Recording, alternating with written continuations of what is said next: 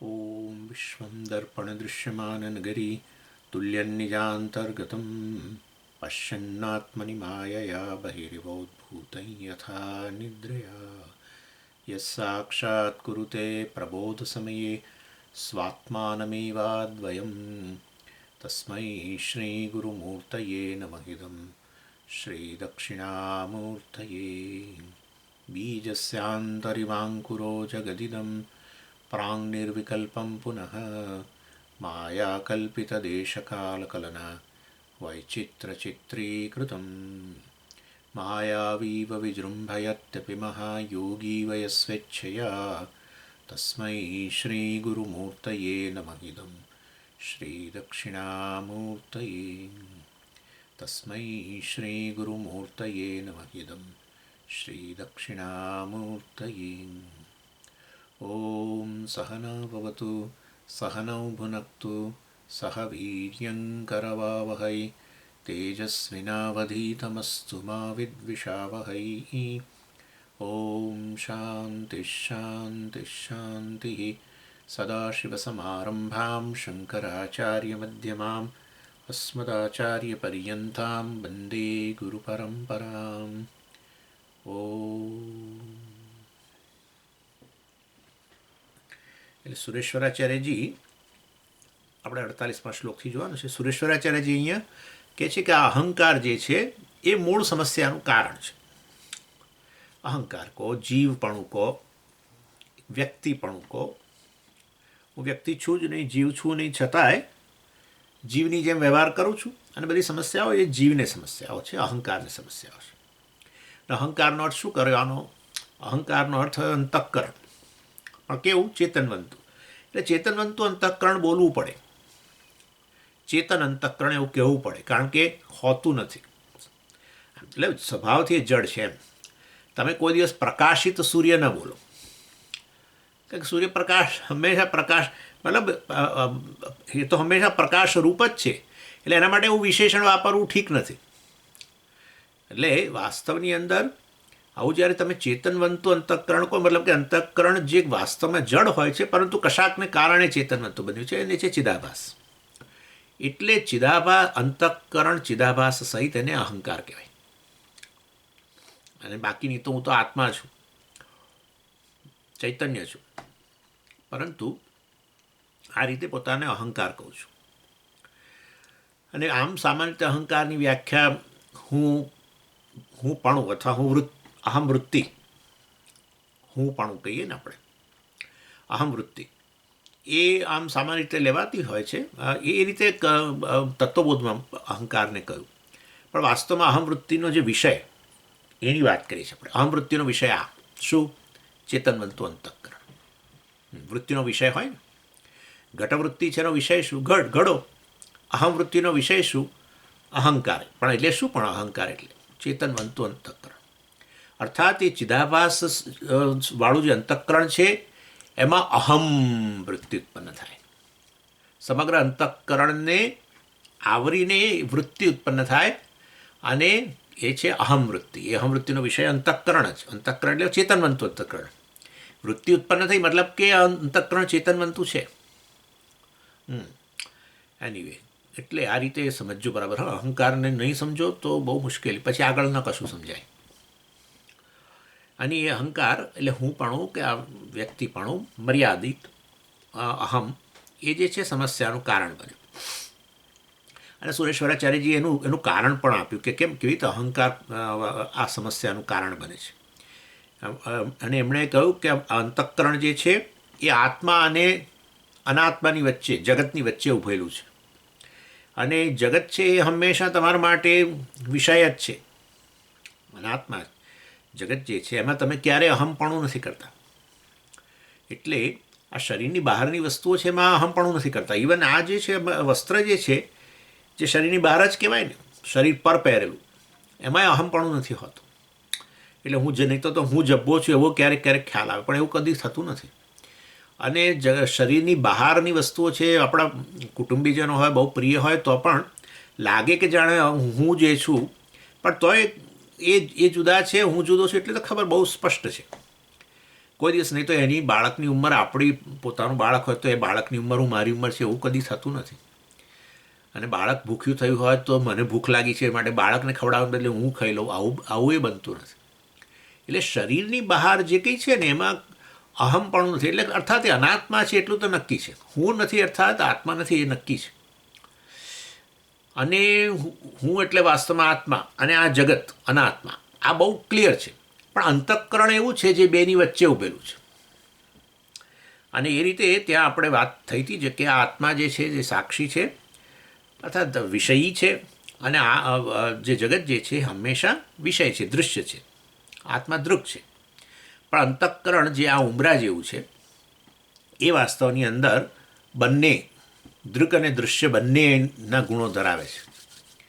દૃક એટલે આત્મા અને અંતઃકરણ જે અને જગત જે દૃશ્ય એની વચ્ચે આ અંતઃકરણ છે. તમે વિચાર કરો ને, તમે જગતનો સંપર્ક, તમે એક ચૈતન્ય છો, જગતનો સંપર્ક કેવી રીતે કરો છો? અંતઃકરણ થકી જ. અંતઃકરણ લય પામતાની સાથે જગત સાથેનો સંપર્ક જ તૂટી જાય છે. તમે કેવળ આત્મા રહી જાઓ છો. અર્થાત અંતઃકરણ એવું છે કે જે આત્મા અને અનાત્મા વાસ્તવમાં દૃક અને દૃશ્ય બંને પણ ધરાવે છે.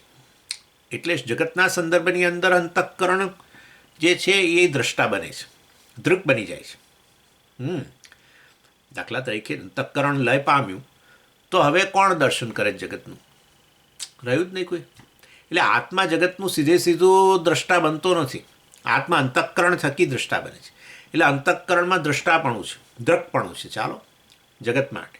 અને એ અંતઃકરણ પોતે પાછું દૃશ્ય છે. કોના થકી? આત્મા થકી, સાક્ષી થકી. આપણે પણ સ્વામીજી અંતઃકરણ દૃશ્ય છે કેવી રીતે ખબર પડી? તમને જ ખબર છે, તમારા મન વિશે તમે બોલી શકો છો. તમારું મન દૃશ્ય છે, પ્રકાશિત થાય છે તમારા માટે, તો જ તમે મન વિશે બોલી શકો. કયા પ્રકારના વિચારો છે, કેવી સ્મૃતિ છે, તમારા મનમાં કેવી ભાવનાઓ છે, આ તે બધું તમે બોલો છો. એટલે અંતઃકરણ દૃશ્ય પણ બને છે સાક્ષીની દૃષ્ટિએ, અંતઃકરણ દ્રષ્ટા બને છે જગતની દૃષ્ટિએ. અને એ રીતે વાસ્તવની અંદર એ બંને પ્રકારનું રોલ અદા કરે છે. અને એમાં જે પેલો દ્રષ્ટા બને છે ત્યારે વાસ્તવની અંદર જગત માટે, ત્યારે ખરેખર જો હું સાક્ષી છું, આત્મા છું, એ ખબર ન હોય તો એ દ્રષ્ટાને જ હું દ્રષ્ટા માની લઉં છું, હું જ મારું સ્વરૂપ માની લઉં છું. એટલે કે અહંકારને જ મારું સ્વરૂપ માની લઉં છું. એટલે પછી કરતાપણું, ભોગતાપણું બધું પણ પછી આવે. પણ આપણે અત્યારે દૃશ્યની રીતે વાત કરીએ છીએ. એટલે આ રીતે અંતઃકરણ પોતે જ એ દ્રષ્ટાનો રોલ અદા કરે છે તો બરાબર છે, પરંતુ એને જ આપણે આપણું સ્વરૂપ માની લઈએ છીએ. પરંતુ વાસ્તવની અંદર આપણે જાણીએ છીએ કે સાક્ષી વગર એ દ્રષ્ટા બની શકે એમ જ નથી. કારણ કે સાક્ષી હોય તો ચિદાભાસ હોય અંતઃકરણમાં, અને એને કારણે જ ચેતન બનતું અંતઃકરણ બને, અહંકાર બને, અને એ દ્રષ્ટા ચેતન જ હોય. બરાબર છે. તો પછી એ જ વાસ્તવમાં પણ એનામાં ચેતનતા આવી છે તો સાક્ષીને કારણે. એટલે સાક્ષીની કૃપાથી આ વસ્તુ અંતઃકરણ દ્રષ્ટા બને છે. પણ પછી હું સાક્ષી છું ન ખબર હોવાને કારણે એને જ આપણે આપણું સ્વરૂપ માનીએ છીએ. અને એટલે કે પછી એનો અર્થ એવો થયો કે અંતઃકરણના બધા ધર્મોનો આપણે પછી આત્મા પર આરોપ કરી દઈએ. હું આત્મા છું ખબર ન હોય તો. જેવી રીતે સર્પનો અધ્યારોપ થઈ ગયો રજ્જુ પર, એવી રીતે રજ્જુ બિનઝેરી હોવા છતાંય ઝેરી. રજ્જુ વાસ્તવમાં એની કોઈ એવી જાતિ નહીં હોવા છતાંય વાસ્તવમાં કોઈ પર્ટિક્યુલર જાતિનો સર્પ એવું કહી દઈએ આપણે. સર્પની જાતિનો અધ્યારોપ કરીએ, સર્પના ઝેરીપણાનો અધ્યારોપ કરીએ, કદાચ ઉંમરનો અધ્યારોપ કરીએ. આ બહુ મોટો સાપ નથી લાગતો, એમ કે બહુ મોટો નથી લાગતો, નાનો સાપ છે. નાનો મોટો સાપ દોરડું જ છે, એમાં નાનું મોટું શું? ઠીક. એટલે આ રીતે અનેક ધર્મો જે સર્પના જે છે એનો અધ્યારોપ રજ્જુ પર કરી દઈએ. કારણ કે હવે આપણને બે વસ્તુ દેખાતી નથી. રજ્જુ પર સર્પ દેખાયો હોય તો પતી ગયું, તો હો મજા છે. રજ્જુ પર મને સર્પ દેખાયો સ્વામીજી, તો તમે આનંદથી મને કહેશો કે સ્વામીજી આ રજ્જુ ખરેખર સાપ જેવી દેખાય છે, એમ દોરડી કે દોરડું. પરંતુ બેને બદલે એક થઈ ગયું, અધ્યાસ થયો એટલે એ જ દેખાય છે. હવે તો એ જ જાણે છવાઈ ગયું એમ અજ્ઞાનને કારણે. રજ્જુ વિશે અજ્ઞાન થઈ ગયું છે ને, એટલે રજ્જુ તો દેખાવાની જ નથી. સામાન્ય અંશ દેખાય એનો, સામાન્ય અંશ એટલે આ છે વગેરે. ચાલો હવે એટલે એ રીતે એટલે અંતઃકરણના ધર્મો, અહંકારના ધર્મો બધા પછી આત્મા પર આરોપ. એટલે હું કરતા માનું, હું ભોગતા માનું, હું પ્રમાતા માનું પોતમારી જાતને. અને પછી મનમાં લાગણીઓ એ અંતઃકરણમાં ઉત્પન્ન થાય બધી, એ લાગણીઓવાળો હું ક્રોધી, આ તે બધું મનમાં સ્મૃતિ વગેરે રહેલી છે. તો પછી હું મારી યાદશક્તિ એમ કરીને તમે વાત કરો. બધું જ અંતઃકરણના બધા ધર્મોનો, અને દ્રષ્ટાપણું, શ્રોતાપણું, બધું એ પાછું અધ્યારોપ કરો. પરમાત્મા એટલે પછી એમાં આગળ જવાનું, દ્રષ્ટા, શ્રોતા વગેરે ને મનતા એટલે વિચારનારો છું, આમ છે તેમ છે. અંતઃકરણ વિચારે છે, અહંકાર વિચારે, પણ બધું આત્મા પર અધ્યારોપિત થઈ ગયું. એટલે અને બીજું શું, તો કે મર્યાદાઓ છે અંતઃકરણની, તો અહંકારની મર્યાદાઓ છે જ. અંતઃકરણ તો કેટલું સૂક્ષ્મ શરીરનો ભાગ એક, એટલે એ બોલો એનો અધ્યારોપ આપણા પર થઈ જાય. એટલે હું સાક્ષી વાસ્તવમાં બ્રહ્મ પૂર્ણ હોવા છતાં પણ મારી જાતને પછી એક વ્યક્તિ પરિચ્છિન્ન કહું. અંતઃકરણ અનેક હોવાને કારણે, અને અંતઃકરણને જ આત્મા કહેતો હોવાને કારણે હવે આત્મા અનેક છે એવું કહેવા માંડું. અંતઃકરણની અંદર બધા વિકારો થાય છે, એટલે હું મારી જાતને વિકારી કહું, ચંચળ કહું. આવું અંતઃકરણમાં અનેક વૃત્તિઓ એક પછી એક ઉત્પન્ન થતી હોય, એટલે અંતઃકરણ ચંચળ, તો કે હું ચંચળ છું એવું કહું. એટલે આ રીતે વાસ્તવમાં હું ચંચળતાનો પ્રકાશક હોવા છતાંય હું મારી જાતને ચંચળ કહું. એટલે આ રીતે અંતઃકરણના ધર્મોનો અધ્યારોપ કરું. સમજો, અંતઃકરણના ધર્મોથી હવે આત્મા ખરડાઈ ગયું ન બને. આત્મા વિષયક અજ્ઞાનને કારણે અંતઃકરણના ધર્મોનો અધ્યારોપ થાય. સર્પના ધર્મોનો રજ્જુ પર અધ્યારોપ કરો, તેથી રજ્જુ ઝેરી બની ગઈ એવું નથી થયું. સમજી, સર્પના ધર્મો હવે રજ્જુ પર મેં અધ્યારોપ કરે એટલે રજ્જુમાં જતા રહે બધા, ઝેરીપણું ને એની સર્પની જાત ને બધું, એ તે આ તે ના જાય. એ તો તમારા મનની અંદર છે આ વસ્તુ. હજુ તમે ખાલી ટોર્ચ કરો એની સાથે જ સર્પ જ અદૃશ્ય થઈ જાય, સર્પના ધર્મો અદૃશ્ય થઈ જાય. ધર્મ બધું જ થતું રહે, કારણ કે એ તો અધ્યારોપિત જ છે. એટલે ખરેખર રજ્જુ જ છે, હજુ કશું એમને સ્પર્શ થયો જ નથી. તમે અધ્યારોપ કર્યો સર્પનો કે સર્પના ધર્મનો, પરંતુ તેથી રજ્જુ તો હજુ એવી કંઈ પ્રભાવિત થઈ નથી. અધ્યારોપિત વસ્તુ મિથ્યા હોય, રજ્જુ સત્ય છે. મિથ્યા વસ્તુ ક્યારેય સત્યને પ્રભાવિત ન કરી શકે, એ તો આપણે જાણીએ જ છીએ. એટલે આ રીતે વાસ્તવની અંદર આવું આમાં પણ થાય છે.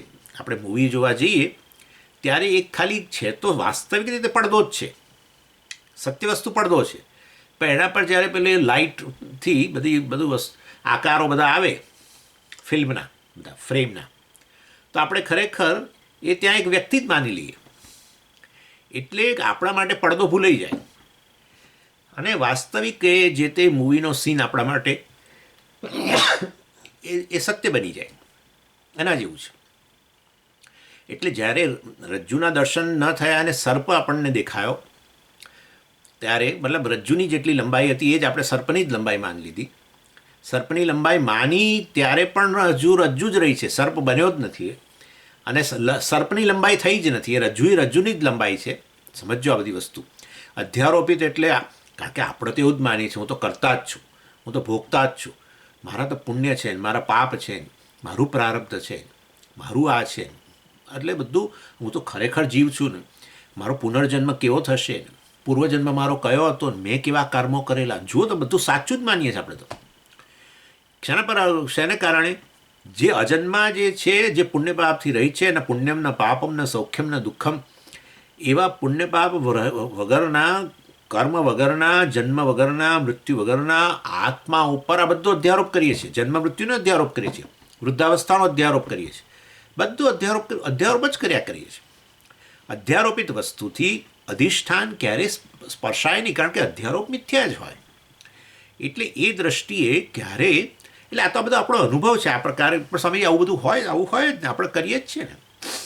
જ્યારે તમે જાણો છો કે તમે થિયેટરમાં એન્ટર થયા ત્યારે તો હજુ મૂવી શરૂ નહોતું થયું, ત્યારે તમે જોયું કે ખાલી સ્ક્રીન જ છે, એ સત્ય વસ્તુ છે, ઠોસ વસ્તુ સ્ક્રીન છે. પણ પછી જ્યારે એમાં પણ શરૂ કરી આ લોકોએ મૂવી, શરૂમાં આપણે કદાચ હજુ હતું કે બધું તો હજુ જાણે બધું અધ્યારોપ, પણ ધીરે ધીરે તમે જોજો એની સાથે એકદમ તાદાત્મ્ય થઈ જાય છે. આમ તો સ્ક્રીન જ હોવા છતાં આપણે પેલો હીરો જોયો, હીરોની આંખ પડદો છે, હીરોના વાળ પડદો છે, હીરોનો પહેરેલા પેન્ટ પડદો છે, બધું પડદો જ છે ને, ખાલી એનાથી કશું છે જ નહીં આગળ. તો પણ આપણે પછી એ હીરો જાણે કે ખરેખર ત્યાં હીરોનું શરીર છે એમ માનીને એને કશુંક થયું, એને દાખલા તરીકે એવું ડિટેક્ટ થયું કે મૂવીમાં કે કેન્સર છે એને, અને છેલ્લા સ્ટેજનું કેન્સર છે. પેલું આનંદ મૂવી એક જમાનામાં હતું ને, રાજેશ ખન્નાનું. એટલે સમજી, આવું બોલાય નહીં તમારે. આ તો તમને એક એક્ઝામ્પલ આપું છું કે આ રીતે વાસ્તવની અંદર અને કેન્સર થયું, અને આપણને બહુ પ્રિય હોય આપણો હીરો, અને હવે જોયું કે આ તો ટર્મિનલ કેન્સર છે, અને પછી તો એ મરણ નક્કી છે. તો આપણે આપણી સ્થિતિ જોજો તમે ત્યાં મૂવીમાં કેવી થતી હોય છે, જાણે ખરેખર એ વ્યક્તિને થયું છે, અને પડદો જ છે, પણ બધા ધર્મો પેલા હીરોના બધા ધર્મો ને હીરોનું શરીરથી માંડીને હીરોના વસ્ત્રો ને બધું અધ્યારોપ પેલા પર કરી દે છે. અને પછી પેલું મૂવી પૂરું થયું ત્યારે ખબર પડી કે આ તો પડદો જ હતો ખાલી. એટલે આ રીતે અને રડીએ છીએ ખરા અને હસીએ ખરા. દાખલા તરીકે કંઈક સમજો કે એવું આવે મૂવીમાં કે ભાઈ એ તો એને કોઈક દવાથી એને સારું થઈ જવાનું છે, તો આપણને અંદર એટલો બધો આનંદ થાય. આ બધું એક પડદાને જોઈને થઈ રહ્યું છે. વિચારો તમે, પડદાને જોઈને રડીએ છીએ ને પડદાને જોઈને હસીએ છીએ. ઇન શોર્ટ, પણ પડદો જોતા હોત તો નથી થતું, પણ પડદા પર આપણે અધ્યારોપ કર્યો. એટલે એ વાસ્તવમાં અધ્યારોપિત વસ્તુથી ક્યારે અધિષ્ઠાન સ્પર્શાય નહીં. અને માટે એ રીતે મૂવીની અંદર કેટલી વાર પેલા પૂર આવેલું બતાવે ને પાણી બતાવે, ક્યારેક અગ્નિ પેલો કંઈક આગ લાગી છે એવું ને આવું બધું બતાવે, પણ તો પડદો કે બળતો નથી કે પડદો ભીનો થતોય નથી. આ બધું સમજવાનું છે. આવી સ્થિતિ છે આપણી. આપણે પડદા જેવા જ છીએ, પરંતુ આપણને ખબર નથી. એટલે આ બધા ધર્મોનો અધ્યારોપ કરીએ છીએ. અને પણ આપણે આવું જ્યારે હું કહું ત્યારે આપણે એવું જ માનીએ છીએ કે બધા ધર્મોનો અધ્યારોપ થાય છે એટલે કારણ હું આવો બની ગયો છું. જો આવું બની ગયો હોઉં તો પછી વેદાંત હવે કામ નહીં કરે, કારણ કે હવે તો હું સંસારી થઈ ગયો. આ મર્યાદાવાળો આવો બધો હું સંસારી થઈ ગયો. જો હું સંસારી હોઉં તેવા સંસારીને શાસ્ત્ર એવું કે તું તો અસંસારી બ્રહ્મ છું, તે હવે શક્ય જ નથી બનવાનું. ક્યારેક તો કાં તો બધું મારે સફાઈ કરવી પડશે. સ્વામીજી આ બધાથી અધ્યારોપ થયો છે એ બધા ધર્મોને મારે હવે કોઈ ડિટર્જન્ટ લઈ અને પહેલાં બરાબર સફાઈ કરવા પડશે, અને પછી હું ચોખ્ખો ચટ અસંસારી બનીશ. આવું થવાનું નથી. અસંસારી છો તમે અત્યારે, પણ જ્યારે તમે તમારી જાતને કહો કે ભાઈ મારો જન્મ થયો છે અને મારો મૃત્યુ કોને કેવી રીતે થશે, અને મને નવો જન્મ કેવો મળશે, અને મારા કર્મો કેવા ભવિષ્યમાં મને આપશે, આ બધું અનેક વસ્તુ તમે તમારી રીતે જ્યારે આવું બધું કહેતા હો ત્યારે પણ તમે એ નથી. જ્યારે મેં કહ્યું ને, જ્યારે આ બધા ધર્મોનો અધ્યારોપ કરતા હો તમે મૂવીના જે તે, ત્યારે પણ તમે એનાથી અસ્પૃષ્ટ જ છો. એટલા માટે તો અસંગ આત્મા કહ્યું. એટલે એ રીતે વાસ્તવની અંદર તમે આ બધી વસ્તુઓથી મુક્ત જ છો. અસંગ એટલે મુક્તિ. આ પ્રકારે બધા ધર્મો સંસાર એનાથી મુક્તિ. એટલે વાસ્તવની અંદર એ પ્રકારે હોવા છતાં પણ આપણે આ રીતે કરતા રહીએ છીએ. એટલે એ વસ્તુ બતાવે છે કે જો અહંકાર સમસ્યાનું કારણ છે. અહંકાર સમસ્યાનું કારણ છે એટલે કે અંતઃકરણ સમસ્યાનું કારણ કઈ રીતે? અંતઃકરણને જ આત્મા કહી દઈએ છીએ, અહંકારને આત્મા કહી દઈએ છીએ એમ. એ રીતે કારણ કે હું ચેતન છું, પરંતુ વાસ્તવિક રીતે ખબર ન હોવા છતાં જે હવે આ ચેતન જણાઈ રહ્યું છું, અંતઃકરણને આત્મા કહી દઉં છું. આત્મા જે ચેતન જ હોય તો ચેતન હોય, પણ તું એકને બદલે બીજાને કહી દઈએ છીએ આત્મા. કારણ કે હું વાસ્તવિક નિત્ય દ્રષ્ટા છું, પરંતુ હવે આ અંતઃકરણ દ્રષ્ટા બન્યો તો એને હું આત્મા કહી દઉં છું, કારણ કે મારું સ્વરૂપ મને ખબર નથી કે હું નિત્ય દ્રષ્ટા સાક્ષી છું. અને સુરેશ્વરાચાર્યજી એના માટે પછી ઉદાહરણ પણ આપે છે કે આ સૂર્ય વગેરે જે હોય છે એ સૂર્યના જેમ પ્રતિબિંબ પડતા હોય છે, એ સૂર્યના પ્રતિબિંબને આધારે આપણે સૂર્યને પણ એ ધર્મોવાળો માની લેતા હોઈએ છીએ, જે સૂર્ય ખરેખર ધરાવતો હોતો નથી. એ વાત હું હમણાં પછી કરું છું. એ 49મા શ્લોકમાં છે. પહેલાં 48મો શ્લોક જોઈ લઈએ. એટલે અહીંયા કહે છે યથોક્ત અર્થસ્ય પ્રતિપત્તયે દ્રષ્ટાંત. દ્રષ્ટાંત એટલે આ બધું સમજાવવા માટે કે આત્માની અનેકતા, આ જે બધું જણાઈ રહ્યું છે બધા ધર્મ એ ભાઈ બધું અંતઃકરણના છે, નહીં કે ખરેખર આત્માના. એના માટે દ્રષ્ટાંત આપી રહ્યા છે. પ્રતિપત્તય એટલે સ્પષ્ટ સમજ, આમ જ્ઞાન પણ કહી શકો એને. આ પ્રકારની સમજ યથોક્ત અર્થસ્ય કે આત્મા ખરેખર હજુ એક અદ્વિતીય જ છે, અને વાસ્તવની અંદર આત્માની જે અનેકતા જણાય છે તો પેલા ચિદાભાસને કારણે છે, અહંકારને કારણે છે. એ વસ્તુ સમજાવવા માટે આ દૃષ્ટાંત આપે છે. અને દૃષ્ટાંત જે છે એ 48મા શ્લોકમાં કહે છે મિત્રોદાસીન શત્રુત્વમ યથૈકસ્યાન્ય કલ્પનાત અભિન્યસ્ય ચિત્તે તદ્વત ભેદોંતકરણાશ્રય. એટલે કેમ કે કેવી રીતે અધ્યારોપ કરીએ આપણે, તેથી અધિષ્ઠાન વસ્તુ પર અધ્યારોપ કરીને આપણે એને જુદું જુદું આ રીતે જોઈએ, અનેકતા જોઈએ, જુદા જુદા જોઈએ. આપણે એમ પણ કહીએ ને કે સ્વામીજી તમે જુદા છો, હું જુદું છું. એટલે આપણે એમ થાય કે એક જીવ બીજા જીવ કરતાં જુદો છે, એક જીવ એક પ્રકારના ધર્મોવાળો છે, બીજા જીવ બીજા પ્રકારના ધર્મોવાળો છે, અને એ જ સત્ય છે, એ જ જીવ એટલે જ આત્મા. આ પ્રકારે આપણે જોતા હોઈએ છીએ. એના માટે દ્રષ્ટાંત આપે છે કેવું અધ્યારોપથી એક જ વસ્તુને તમે જુદા જુદા રૂપમાં જુઓ છો, એ વસ્તુ બતાવે છે. કે વિચારો કે એક વ્યક્તિ જે છે એને બીજી એની સાથે સંબંધિત થતી વ્યક્તિ એને મૂલવે છે. એટલે મૂલવે છે, બધા જ મૂલવે. કોઈ પણ વ્યક્તિ જે છે બીજા વિશે નિર્ણય તો બાંધ્યા જ કરે, એમાં બુદ્ધિનું કામ છે, એમાં કોઈ પોતાની જાતને દોષ દેવાની જરૂર નથી. દરેક વ્યક્તિ દરેક વ્યક્તિ બીજા વિશે અભિપ્રાય બાંધેલો જ રહે હોય હંમેશા, એ સ્વામી હોય કે ગમે તે હોય.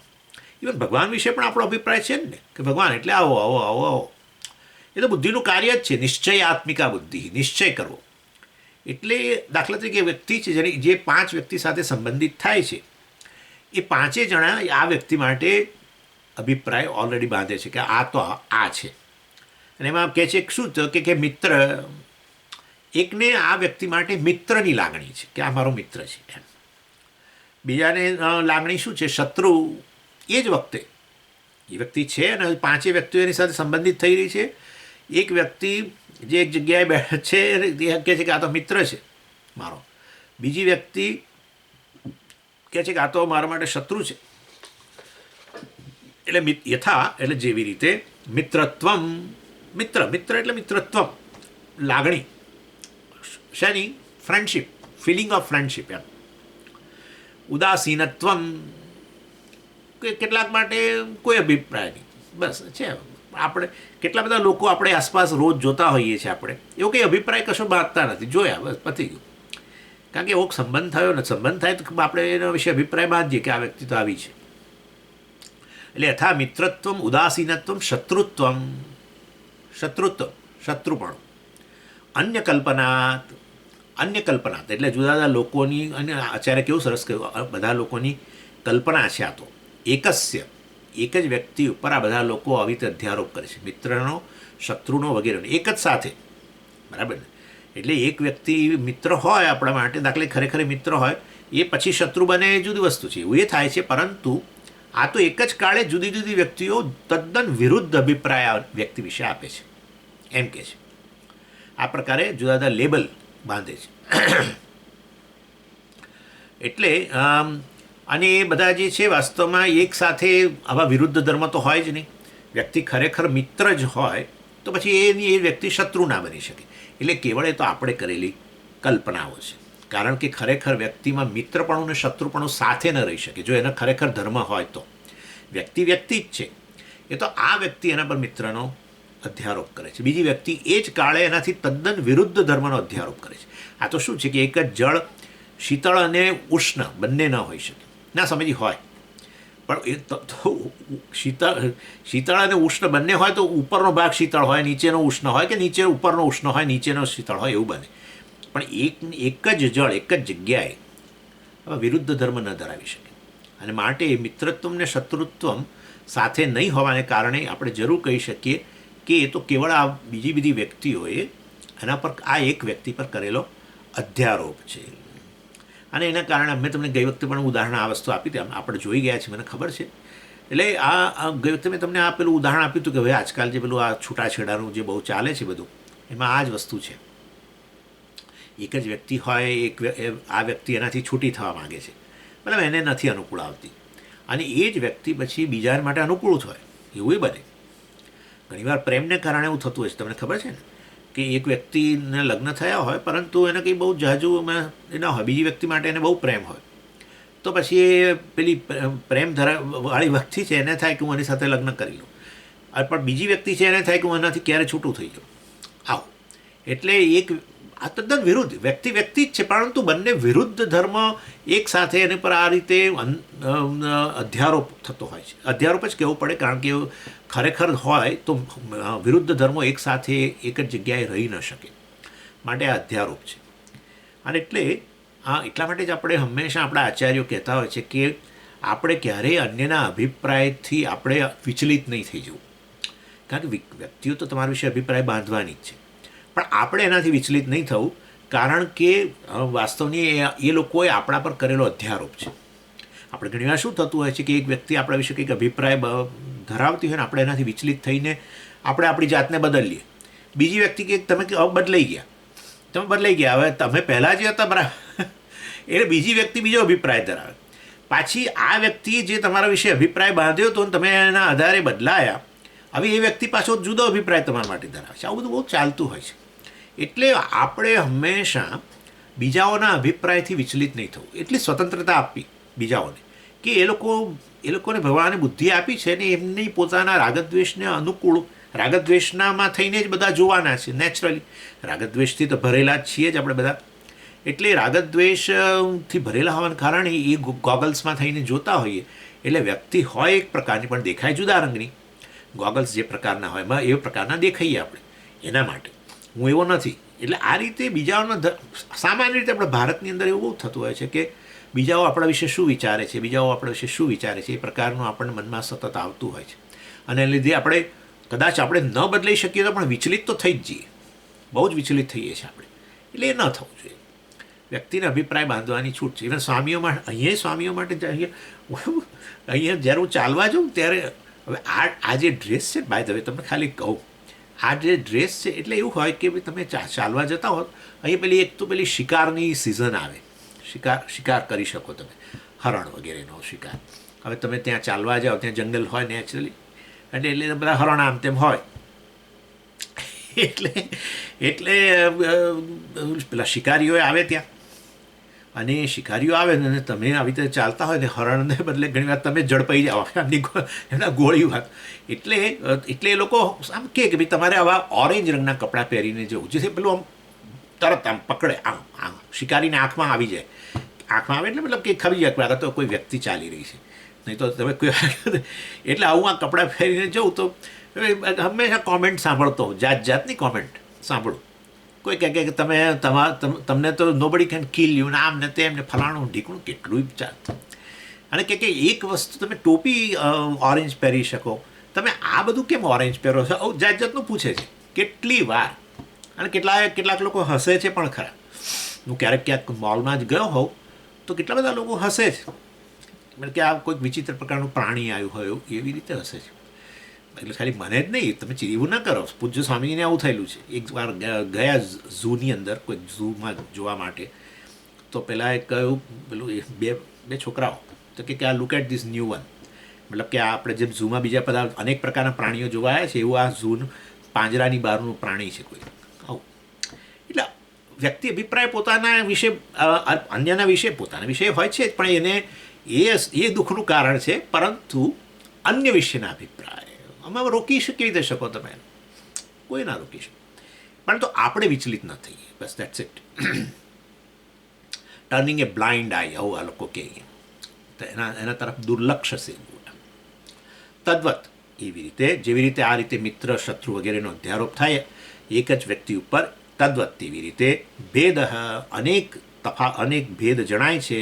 અભિન્નસ્ય ચિત્તે વિચારો, અભિન્નસ્ય ચિત્તે મતલબ ચિતેહે, સોરી ચિત્તેહે નહીં, ચિતેહે.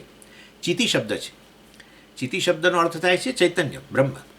હવે ત્રણેય લિંગની અંદર આત્મા વિશે શબ્દો છે. એક શબ્દ છે આત્મન, એટલે કે આત્મા, એ પુલ્લિંગ શબ્દ છે. બીજો છે નપુંસક લિંગની અંદર આપણા બ્રહ્મ, એ નપુંસક લિંગ છે. સ્ત્રીલિંગની અંદર શબ્દ છે ચિતિ.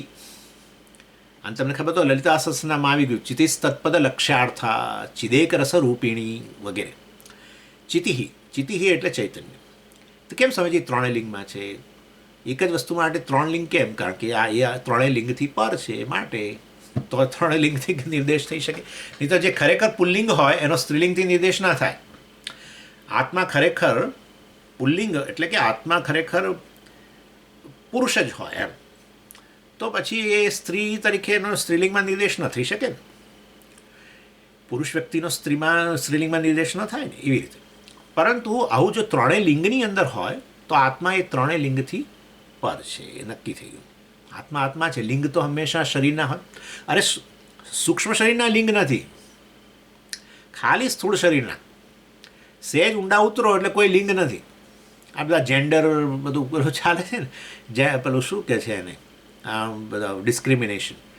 સ્વામીજી બેન સ્ત્રીઓ પર બહુ આમ થાય છે ને તેમ થાય છે ને, સ્ત્રીઓ સાથે એ કરવામાં આવે છે, અન્યાય કરવામાં આવે છે. આમ તો ખાલી આ સ્થૂળ શરીર જે છે એનું લિંગ છે.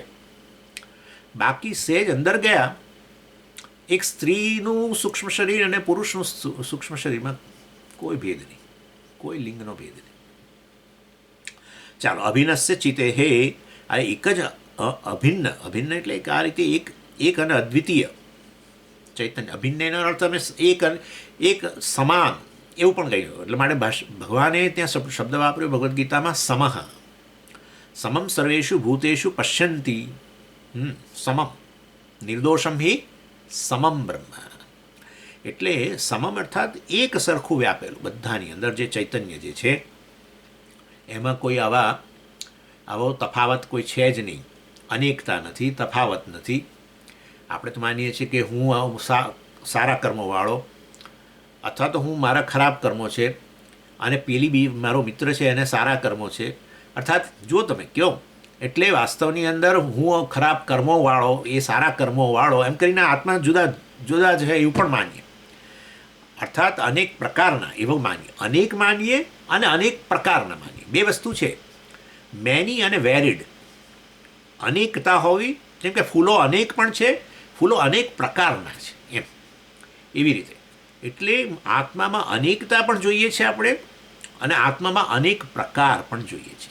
તમારું પ્રારબ્ધ સારું સમજીએ, અમારું પ્રારબ્ધ આવું હું કહીએ, તમારું પ્રારબ્ધ આવું મતલબ કે ખરેખર તમે પ્રારબ્ધવાળા છો, કર્મવાળા છો, એક પ્રકારના કર્મવાળા છો, હું જુદા પ્રકારના કર્મવાળો છું. એવું તો વિચારો, આ બધો અધ્યારોપ જ છે. આ અધ્યારોપ જ થઈ રહ્યો છે બધું. આવું જ થાય છે. આપણે આમ તો સામાન્ય રીતે આ રજ્જુ સર્પનું ઉદાહરણ લેતા હોઈએ છીએ, પરંતુ ખરેખર એ ઉદાહરણને વધારે આગળ ધપાવતા હોય છે. એમ કે એક જ રજ્જુ હોય એની ઉપર અનેક પ્રકારના અધ્યારોપ પણ થઈ શકે. એક વ્યક્તિ સર્પનો અધ્યારોપ કરે, એક બીજી વ્યક્તિ કોઈ પેલું ફૂલોનો હારનો અધ્યારોપ કરે, કોઈક વ્યક્તિ કોઈ કેબલ પડેલો છે એવો અધ્યારોપ કરે. કેબલ પર તો સર્પનો અધ્યારોપ મેં કરેલો જ પાછો. એ તો આ રીતે હું એકવાર કંઈક આ બુધવારના ક્લાસ લેવા માટે જઈ રહ્યો હતો. આ આપણે ત્યાં પંચદશીના ક્લાસ ચાલતા હતા, આઈ થિંક ત્યાં નારણપુરામાં. ત્યારે પેલા એક બ્રિજ પરથી જતો હતો, તો તે બ્રિજ પર જે પેલા ઇલેક્ટ્રિક પોલ હોય એનો કંઈક કેબલ ખરાબ થયો હશે, એટલે એ કેબલને એ લોકોએ રિપ્લેસ કરેલો. પણ આપણે તો ભારતમાં તો પછી જે કેબલ રિપ્લેસ કર્યો, જે ખરાબ કેબલ છે એ લઈ જવું જોઈએ એવું નહીં, એ ત્યાં જ પડેલો, અને આવો વળાંકવાળો જ હતો આમ, અને કાળો કેબલ. તમે લિટરલી નહીં માનો, પણ હું જઈ રહ્યો હતો ત્યારે મને થયું કે અહીંયા સાપ કેવી રીતે આવ્યો. લગભગ 3-4 ફૂટનો ટુકડો હતો અને આમ જ આમ શેપની અંદર આમ પડેલો. મેં કરેલો છે અધ્યારોપ. તમે તો સ્વામીજી બધે આવો જ અધ્યારોપ કરો છો. એટલે કહેવાનો આશય છે, કેબલ પર સર્પનો અધ્યારોપ થાય કે કેબલ આવી રીતે રજ્જુ પર સર્પનો અધ્યારોપ થાય, રજ્જુ પર સર્પનો અધ્યારોપ થાય, રજ્જુ પર આ રીતે પાણીની ધારા, ભૂછિદ્ર અથવા પૃથ્વીમાં તિરાડ પડી છે એવો પણ અધ્યારોપ થાય. અનેક પ્રકારના અધ્યારોપ થાય. આ બધા અનેકતા, એક જ રજ્જુ પર અનેકતા પણ છે, અનેક પ્રકાર પણ છે. આ રીતે બધો અધ્યારોપ જ છે. કેવું એટલે કે છે અભિન્નસ્ય ચિતે હે, એક જ અને જે સમાન રીતે વ્યાપ્ત પૂર્ણ છે. એવું એ નથી કે અહીંયા આ શરીરમાં વ્યાપ્ત છે પછી બીજા શરીરમાં ત્યાં વ્યાપ્ત છે. અરે આ વચ્ચેના અવકાશમાં પણ વ્યાપીને રહેલો છે. અવકાશ ભાસે છે અને છે એ છે ભાસવા પણ અસ્થિભાતી એ જ છે વાસ્તવમાં. અને માટે એનાથી અન્ય કશું છે જ નહીં, એક આત્માથી અન્ય કશું છે જ નહીં. એમાં આ રીતે અનેકતાની કલ્પના અને અનેક પ્રકારની પણ કલ્પના કરવામાં આવે છે. શાના કારણે? અંતઃકરણ આશ્રય. એટલે અંતઃકરણના જે અનેક ધર્મો છે, તમારા અંતઃકરણના ધર્મો, મારા અંતઃકરણના ધર્મો, એ બધા ભિન્ન ભિન્ન છે. એ બધા અનેક અંતઃકરણ અને અંતઃકરણના ધર્મોનો એક જ આત્મા પર અધ્યારોપ કરીને અનેકતા અને અનેક પ્રકાર માની લેવામાં આવે છે. એટલે આપણે નથી કહેતા સ્વામીજી તમારામાં ક્રોધ હશે, મારામાં તો ઓછો છે, તમારામાં આ રાગ છે, મારામાં આ રાગ છે, તમારામાં પેલો દ્વેષ છે, મારામાં આ દ્વેષ છે. નમે દ્વેષ રાગવ, નમે લોભ મોહવ એક્સેટ્રા. હવે તો નિર્વાણ ષટકમ કરીશું થોડા વખત પછી. એટલે આ રીતે વાસ્તવની અંદર આ વેદાંતિક સ્ટુડન્ટ જે છે આ રીતે આ વસ્તુને સમજી જાય કે આ તો બધો અધ્યારોપ જ છે, કે હું તો બ્રહ્મ જ છું વાસ્તવની અંદર, અને તો પછી આ બધી આ પ્રકારની વિપરીત ભાવના જે છે એમાંથી મુક્ત બની જાય. પણ એક વસ્તુ ખરી કે સ્વામીજી આવું સમજવા માટે પણ આપણે છેવટે આ બધું હું બ્રહ્મ છું મતલબ આ બધાથી મુક્ત છું એવું જાણવા માટે છેવટે વાસના ક્ષય તો કરવો પડે ને, મનોનાશ તો કરવો પડે ને. હવે એમાં ક્યાં કરવાની જરૂરી? અધ્યારોપ જે છે એ અધ્યારોપને સાચો માનીને એનો ક્ષય કરવાની વાત આ તો આવી ગઈ. એવું જ થયું ને, મનનો નાશ કરીએ તો સ્વામીજી આ ખબર પડે. અરે પણ મન અધ્યારોપિત છે, અહંકાર અધ્યારોપિત છે, તો વાત કરું છું. અર્થાત જ્ઞાન પ્રાપ્તિથી વસ્તુ મિથ્યા છે સમજાઈ ગયું, એ નાશ કહેવાય કેવો હોય તો. ખરેખર વાસના રહેલી છે, સત્ય વાસનાઓ, સત્ય ક્ષય અને સત્ય મન, અને એનો નાશ કરીએ ત્યારે ખબર પડે. એટલે એનો અર્થ એવો થયો કે હું ખરેખર વાસનાવાળો છું. વાસનાઓ બધી ક્યાં રહેલી છે? અંતઃકરણમાં રહી છે, અંતઃકરણના ધર્મ. એટલે એ બધું મારી વાસના સમજ્યા, બધાનો ક્ષય કરવો જોઈએ. હવે તમે સમજી શકો છો ક્યાં યોગશાસ્ત્ર અને ક્યાં વેદાંત, કેટલો મોટો ફેર છે. અને એ લોકો સખત પ્રયત્ન કરે એક વાસનાને માંથી નિર્મૂળ થવું. મતલબ કે એ હશે તો આપણે આ રીતે મુક્તિ નહીં મળે.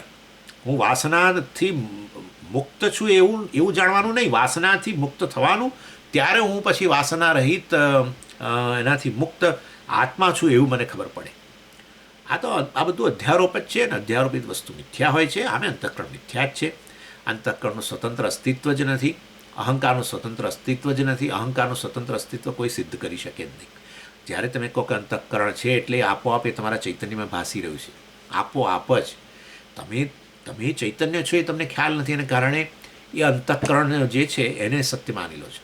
તમે ચૈતન્ય સત્ય છો, જેમાં આ વસ્તુઓ ભાસે છે અને વસ્તુઓ લય પામી જાય છે. એટલે બધી વસ્તુઓનો અભાવ પણ તમારામાં ભાસે છે, અને બધી વસ્તુઓનો ભાવે તમારામાં ભાસે છે. ભાસ્યા વગર વસ્તુ છે એવું કદી કહી જ ન શકો તમે. કોઈ પણ વસ્તુ ભાસતી ન હોય તો એ વસ્તુ છે તમે નક્કી જ ન કરી શકો. અને નથી ભાસતી એ પણ વસ્તુ તમારામાં ભાસે છે, વસ્તુનો અભાવે તમારામાં ભાસે છે. અને તમે એક એવા છો જે સત્ય છો. બાકી તમારામાં ભાસતી વસ્તુને એના દ્વારા અસ્તિત્વ સિદ્ધ થતી વસ્તુ વાસ્તવ મિથ્યા થઈ ગઈ, કારણ કે એનું સ્વતંત્ર અસ્તિત્વ સિદ્ધ નથી થતું. અને એ દ્રષ્ટિએ અંતઃકરણ કે ચિદાભાસ એ પણ એ જ વસ્તુ. આભાસ ક્યારેય એના વગર, બિંબ વગર શક્ય ન બને. એની એટલે આ રીતે વાસના ક્ષય અને મનોનાશ ને આ બધી વસ્તુઓ આપણે આપણા વેદાંત શાસ્ત્રમાં એને આપણે મહત્ત્વ આપતા નથી. અને એ દ્રષ્ટિએ તમને સાચું કહું તો જ્ઞાનીને માટે તો ખરેખર આ મન જે છે ને, હવે મન ક્ષણિક જ છે, પરંતુ મનને આપણે સત્યતા આપી દઈશું. મનમાં એક વૃત્તિ આવે ને, તમે જોજો, એક વિચાર આવે ને, આપણે આમ હાલી જઈએ. એટલે એ ખરેખર હવે જાણીએ છીએ કે વૃત્તિ ક્ષણિક જ છે, જવાની છે, પણ આપણે એનાથી એટલા બધા પ્રભાવિત થઈએ એટલે જાણે પેલી વૃત્તિ હજુ જાણે એનો ફ્લો ચાલુ રહે છે. આવું થાય છે. જ્યારે જ્ઞાની માટે શું છે, જ્ઞાનીની દૃષ્ટિ અંતઃકરણ શું છે હું તમને સહેજ વાત કરું. એટલે જ્ઞાની વાસ્તવમાં એના અંતઃકરણમાં જે કંઈ ઉત્પન્ન થાય એને રોકતો જ નથી, કારણ કે જાણે છે કે આ તો મિથ્યા છે. મિથ્યા વસ્તુને રોકવાનો કોઈ અર્થ જ નથી. એટલે એને કંટ્રોલ, મનને કંટ્રોલ કરવું વગેરે પણ એને માટે કશું હોતું નથી. એટલે જે વ્યક્તિ ખરેખર હું સત્ય છું, આત્મા છું, બ્રહ્મ છું, એ વસ્તુ જે સમજી ગયો છું, સાક્ષી છું, એ આ રીતે મનમાં જે પણ વૃત્તિઓ ઉત્પન્ન થાય એને થવા દે છે, રોકતો નથી. રોકવાનો અર્થ એવો થયો કે આપણે અંતઃકરણ કે એના વિચારોને સત્ય માન્યા છે, અને માટે એ સત્ય હોવાને કારણે હવે જે વિચાર આવશે ને, મને જો એ વધારે લાંબો ચાલશે તો હું એનાથી પ્રભાવિત થઈ જઈશ એવું માનતા હોય છે. જ્યારે એને માટે મિથ્યા થઈ ગયોને કારણે હી allows thinking to take place એવું. અર્થાત એ મનમાં વિચારો જે આવે એને રોકે નહીં, ઉત્પન્ન થવા દે છે. અને એ તો કારણ કે એ જાણે છે કે હું રોકીશ નહીં તો એ જવાનું જ છે, કારણ કે ક્ષણિક જ છે. બરાબર, ઓટોમેટિકલી જ જવાનું છે. અને ઓટોમેટિકલી બીજો વિચાર આવશે, એ જતો રહેશે. માટે એ અને પોતાને મૂલવે નહીં, અંતઃકરણથી, અહંકારથી પોતાને હવે મૂલાવતો નથી. અને એને કારણે એ વ્યક્તિ જરા પણ વિચલિત થતો નથી. અંતઃકરણમાં તો રજોગુણ, તમોગુણ કે સત્વગુણને આધારે અનેક પ્રકારની વૃત્તિઓ આવે, પરંતુ એ વિચારોને રોકે નહીં, વિચારો આવવા દે ને એ જતા રહે છે. અને એના માટે એ અંતઃકરણને કે એના વિચારોની સત્યતા કેટલી સ્વામી? જેટલી સત્યતા એને જે પેલી ભૂખ લાગે, તરસ લાગે, એ ભૂખ તરસની એના માટે જેટલી સત્યતા એટલી જ સત્યતા અંતઃકરણ કે અંતઃકરણના વિચારો.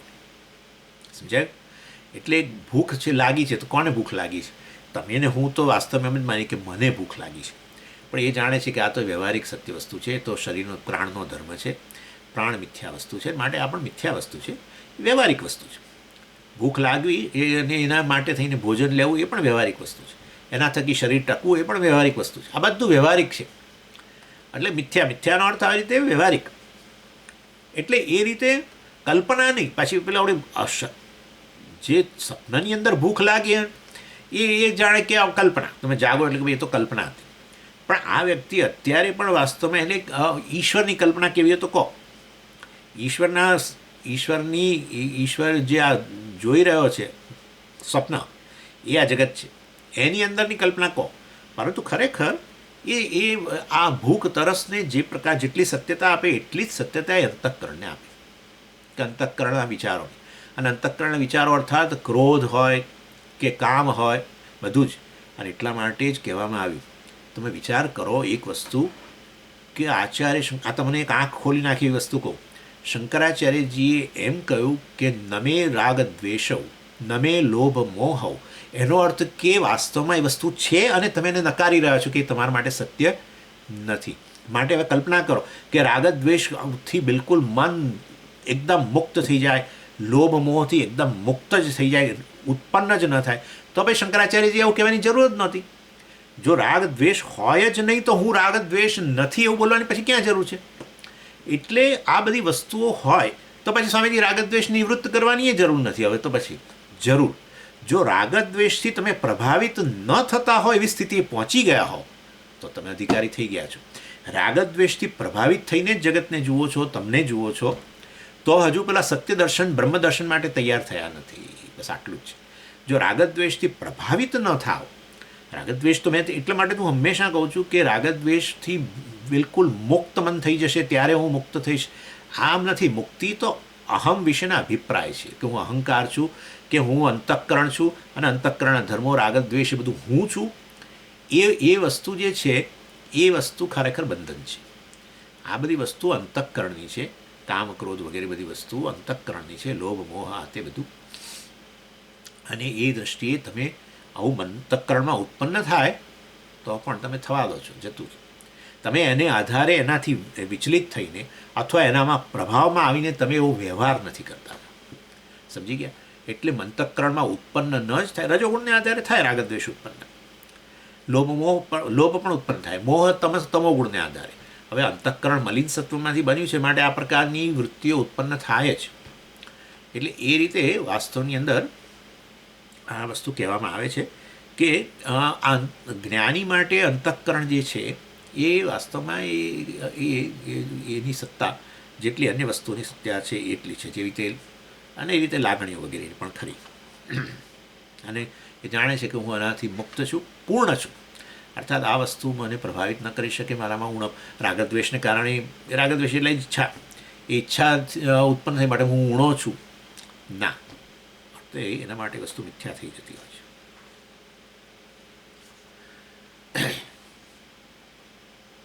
એટલે જેવી રીતે શરીરની સ્થિતિ બદલાતી રહે છે પ્રારબ્ધને આધારે, એવી રીતે અંતઃકરણ વગેરેની સ્થિતિ પણ બદલાતી રહે છે. અને માટે અંતઃકરણની અંદર અનેક વૃત્તિઓ ઉત્પન્ન થતી હોય, પણ એ આ જ્ઞાની વ્યક્તિ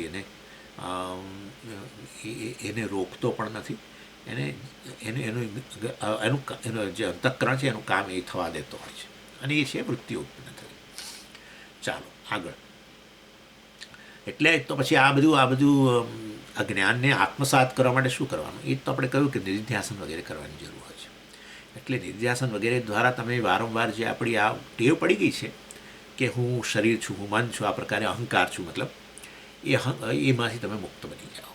હું દેહ છું, બધું આવી ગયું. એટલે જેનો અધ્યારોપ તમે સતત તમારા પર કરતા હતા, હવે સમજી ગયા બધું કે હું આત્મા છું, છતાંય જો એ વસ્તુથી હજુ પ્રભાવિત થતા હો તો એનો અર્થ કે એ તો ટેવને કારણે થઈ રહ્યું છે. તો પછી એમાંથી મુક્તિ માટે નિધિધ્યાસન. અને શ્રવણ વધારે કરો તોય ચાલે. શ્રવણ વધારે જેટલું કરો શ્રવણ એટલું આ વસ્તુ તમારી દ્રઢીભૂત થતી જાય.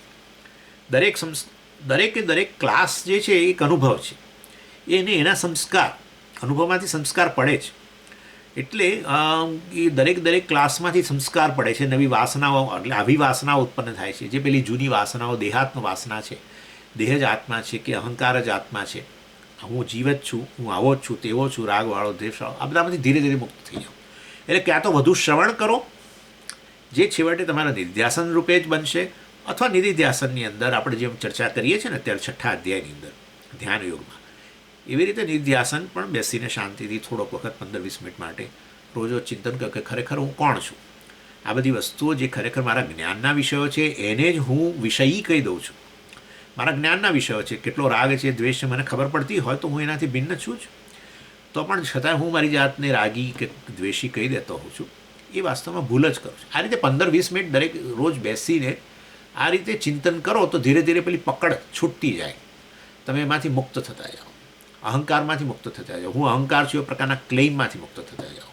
ચિદાનંદ રૂપ શિવોહમ શિવોહમ, વાસ્તવની અંદર હું ચિત્ત સ્વરૂપ છું, ચૈતન્ય સ્વરૂપ છે, બધું ચૈતન્યમાં ભાસે છે અને ચૈતન્યમાં જ લય પામી જાય છે. વસ્તુ ભાસે ચૈતન્યમાં, અર્થાત વસ્તુ ચૈતન્યમાં જાણે ઉમેરાઈ તો ચૈતન્યમાં કોઈ ફેર પડતો નથી. વસ્તુ ચૈતન્યમાંથી અદૃશ્ય થઈ ગઈ તો કોઈ ફેર પડતો નથી. એડિશન ને સબસ્ટ્રેક્શન બધો જ નામરૂપનું, કોઈ ફેર પડતો નથી.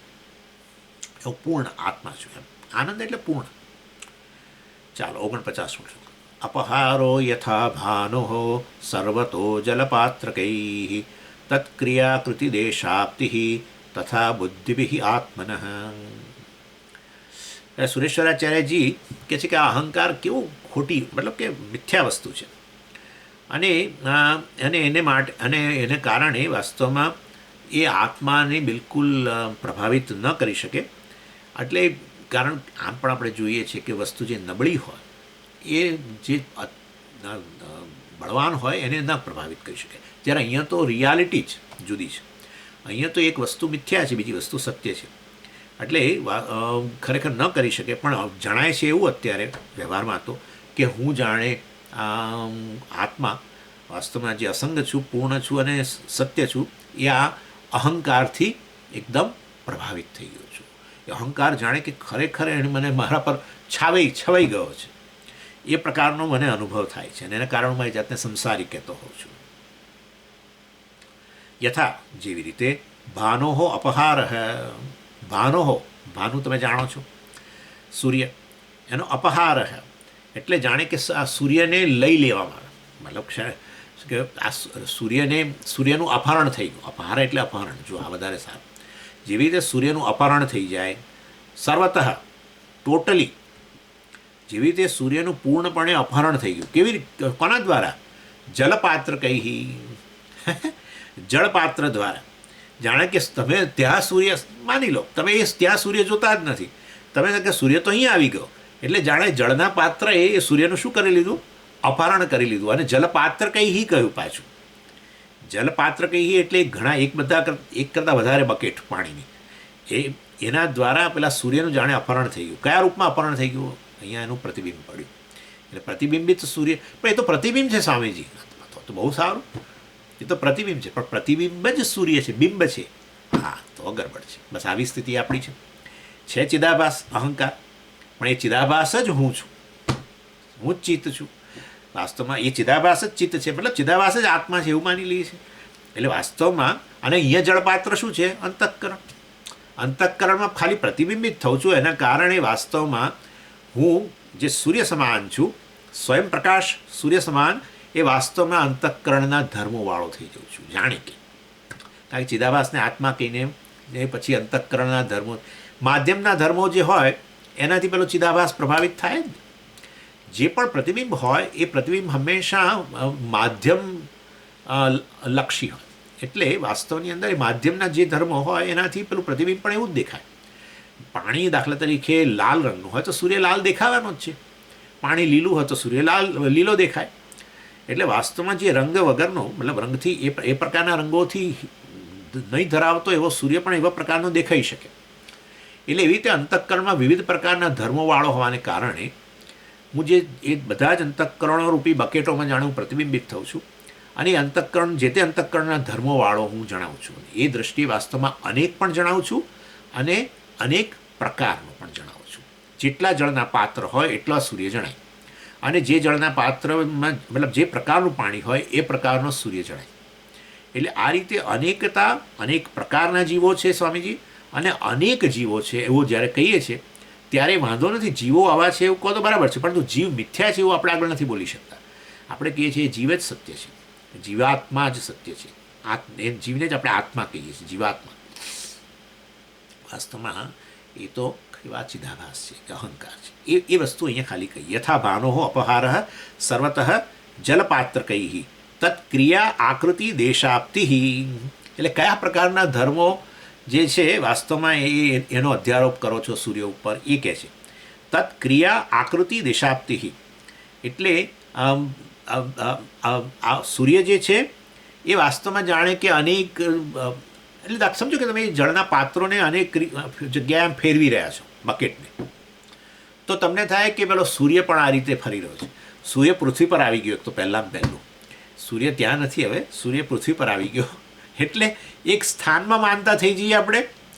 પછી એ પાત્રને તમે આમ ફેરવતા હો તો આપણને થાય કે આ સૂર્ય હવે પણ એ દિશામાં ફરી રહ્યો છે. દાખલા તરીકે તમે બકેટને ઉત્તર દિશામાંથી દક્ષિણ દિશામાં આમ લઈ જતા હો તો આપણને થાય કે સૂર્ય જ હવે ઉત્તરથી દક્ષિણ જઈ રહ્યો છે. આ રીતે. એટલે કહેવાનો આશય છે ક્રિયા. ક્રિયા એટલે આ રીતની મૂવમેન્ટ. આકૃતિ નેચરલી એક રૂપિયાના સિક્કા છે એટલું, એટલે પૃથ્વી કરતાં અનેક ઘણો મોટો, પૃથ્વીને 13,000 પૃથ્વીઓને પોતાના પેટમાં સમાવેલી એવડો મોટો સૂર્ય અત્યારે રૂપિયાના સિક્કા જેટલો જણાય. મોટું સરોવર હોય તો થોડો મોટો જણાય, એટલું જ. પણ તોય શું, જેવો સૂર્ય છે એવો તો નહીં ને. એટલે આકૃતિ એટલે એનો શેપ, ફોર્મ. અને દેશાપ્તિ, એક દેશમાંથી બીજા દેશમાં મેં તમને કહ્યું પ્રમાણે. એટલે આ બધું જે છે એ એક જગ્યાએ રહેલો, અનેક પ્રકારની ક્રિયા કરનારો, એક દિશામાંથી બીજી દિશામાં જનારો વગેરે, આ બધું જે છે. અને અનેક પ્રકારનું પણ જણાય. જો એ માધ્યમ, પાણી જુદા જુદા પ્રકારનું, તમે જુદા જુદા રંગનું પાણી લીધું હોય, કે ઇવન ડલ હોય, દાખલા તરીકે માટીવાળું પાણી હોય તો હવે એમાં સૂર્ય પેલો ડલ દેખાય. એટલે આ રીતે વાસ્તવની અંદર આ બધું એક જ સૂર્ય આવો જણાય છે. સૂર્ય ખરેખર આવો સૂર્યમાં અનેકતા આવી નથી. સૂર્યની અંદર આ બધા પ્રકારની ડલનેસ કે આવો રંગ વગેરે પણ નથી. અને સૂર્યમાં આ પ્રકારની મુવમેન્ટે નથી, હે ને. સૂર્યની જગ્યાએ જ છે, પરંતુ આપણે પાણીની બકેટ એક જગ્યાએથી બીજી જગ્યાએ લઈ ગયા તો આપણને સૂર્ય એક જગ્યાએથી બીજી જગ્યાએ ગયો. આવું બધું જે જણાય છે એ બધો કેવળ અધ્યારોપ છે. એવી ને એવી રીતે અહંકારની દૃષ્ટિએ તમે તમારી જાતને આવા ક્રિયાવાળા માનો છો, કર્તા માનો છો. દેશાપ્તિ, અત્યારે અહીંયા છું સ્વામીજી, આ શરીરમાં છું, આ લોકમાં છું, હવે ખબર નહીં એકવાર આ શરીર છૂટશે એટલે હું ક્યાં જઈશ, કેવો જન્મ મળશે, કયા લોકમાં જઈશ. જો દેશાપ્તિ, એક દેશમાંથી બીજા દેશમાં જઈશ, એક શરીરમાંથી બીજા શરીરમાં પુનર્જન્મ. અને ક્રિયા, અનેક પ્રકારની ક્રિયા, બધી ક્રિયાઓનો અધ્યારોપ આપણા પર જ કરીએ છીએ. હું ચાલવા ગયો, હું ખાઈ રહ્યો છું, હું અત્યારે તમને સાંભળી રહ્યો છું સ્વામીજી, આ રીતે હું બોલું છું વગેરે વગેરે. બધી ક્રિયાઓનો અધ્યારોપ શેના પર કરો છો? આત્મા પર, જે કશું બોલતોય નથી, ચાલતોય નથી. બોલતો એ આત્મા ઉપર મૂંગો છે. આત્મા સાયલન્સ છે, બાય ધ વે. એનીવે, ચલો.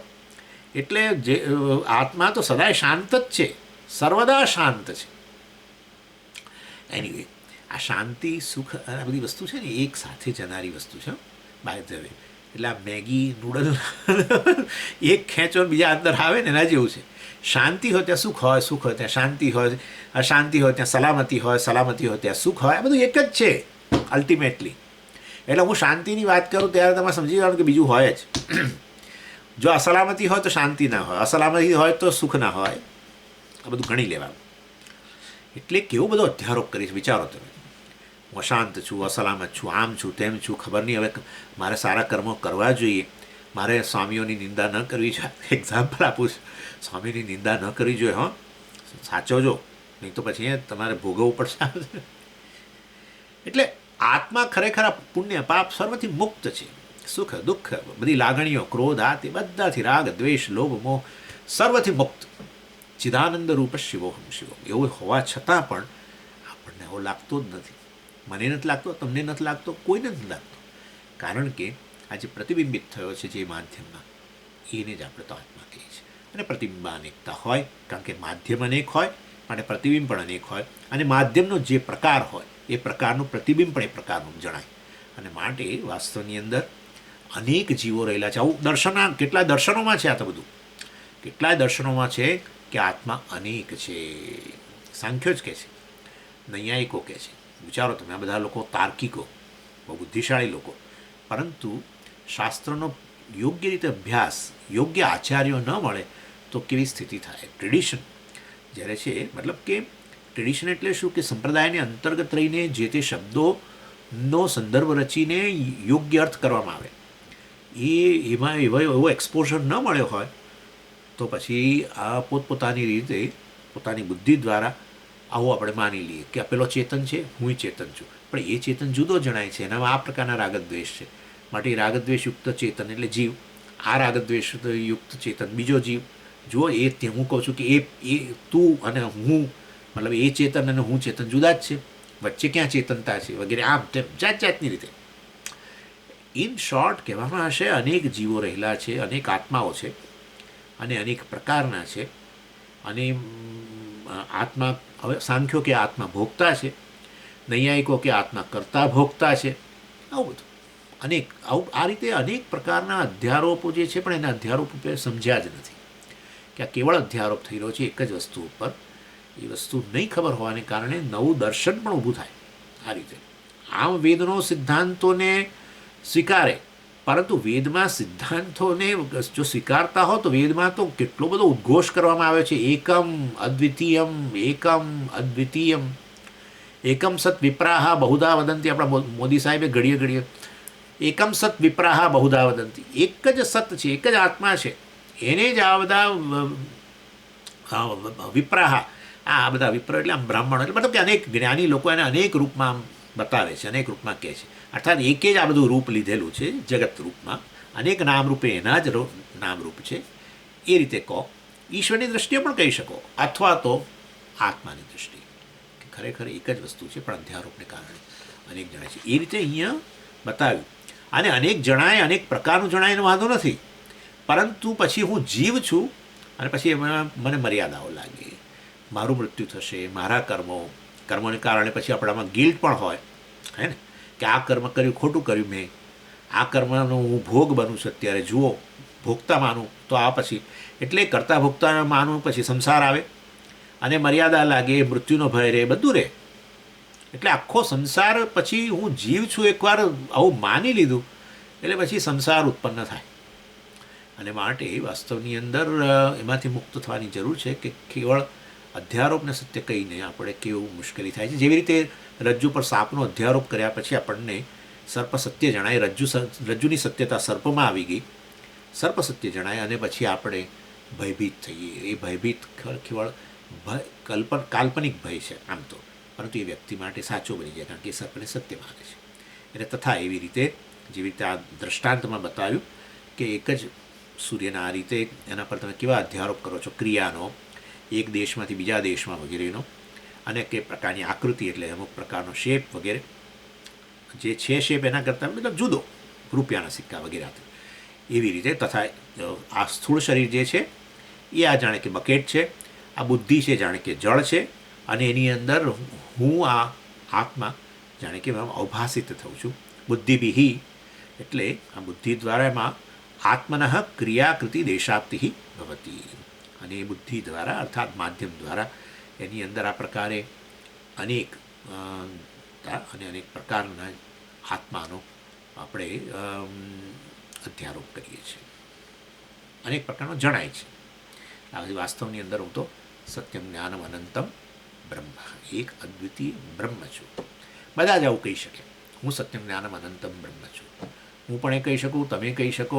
અને દાખલા તરીકે તમે કોઈ પક્ષી એને આવું બોલતું કરો અને એને જ્ઞાન હોય તો પક્ષી એવું કહી શકે, કોઈ પણ કહી શકે, કારણ કે એક અનંત પૂર્ણ વસ્તુ જે છે એનાથી કશું બહાર છૂટું સ્વતંત્ર હોય જ ન શકે.